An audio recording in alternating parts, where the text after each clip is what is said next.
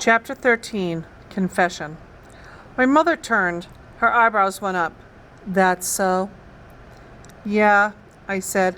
Maybe Joey did sort of push me, but the last couple of days, it was all on my own.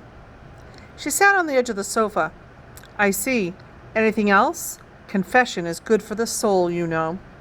Well, there is another person in it, sort of. I see. She crossed her legs, folded her arms.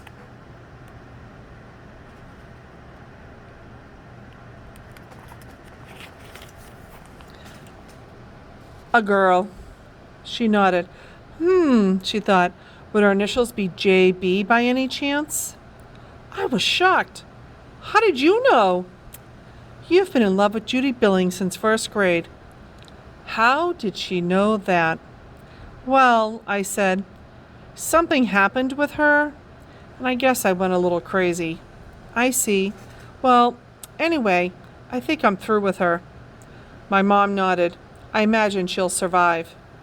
She sat back in the sofa. She just smiled at me for a while. Mom? Yes? There's more. Is there? Yeah. You know when I was a rat there? Before you went up the tree? Yeah, well, I was really a rat. You wouldn't believe it. No.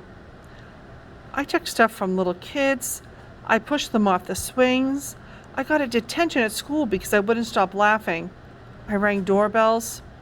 A regular rip snorter. Yeah, and Mom? Yes. It was me who took all the Klondike bars. Her eyebrows shot up. Everyone? Yeah, totally. She shook her head. She was dumbfounded. I'm afraid to ask if there's anything else. Anything else? Anything else? Yeah, there was something else. Something still stuck inside me. What was it? I didn't know. Can't think of anything else, I told her. She reached out and took my hand and squeezed it. Well, rat or not, your mom still loves you. There! Mom, I know now. Something else. When I was being a rat, I thought I was having a great time, but I wasn't. I was having a rotten time. I thought of the faces of the little kids I had pushed around. It's like other kids thought I was a big deal or something, but I didn't like myself, Mom. My lip was quivering. It's no fun being a rat. My mom's face was blurry as she came toward me and pulled me to her. We stayed like that for a long time. I heard her sniffling. After a while, she said, Remember when you said being a rat was the first step to becoming a man? Yeah. Well, I was just thinking, it's kind of funny.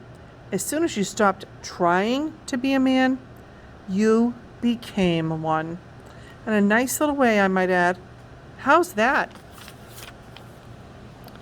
Your confession there. Taking blame on yourself. Admitting you were wrong. That's grown-up stuff. Really?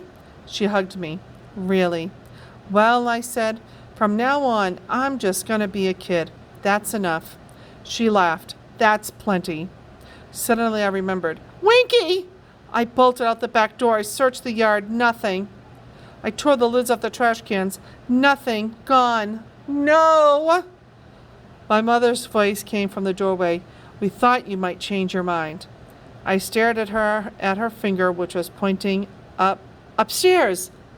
I dashed past her, up the steps, into my room. There he was, my one-eyed teddy bear, sitting on my pillow.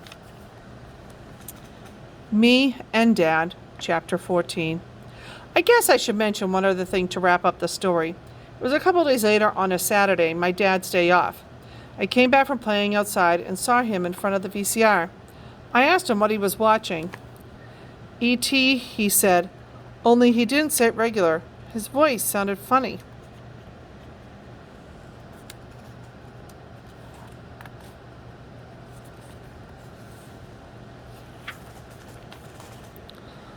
I came into the room. I looked at the screen. E.T. was on the table, all white. I looked at my father, at his face. His eyes were glassy. His cheeks were wet. He was crying.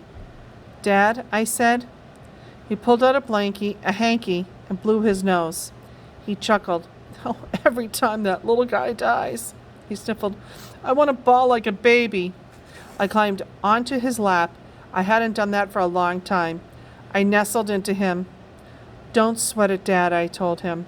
I do too.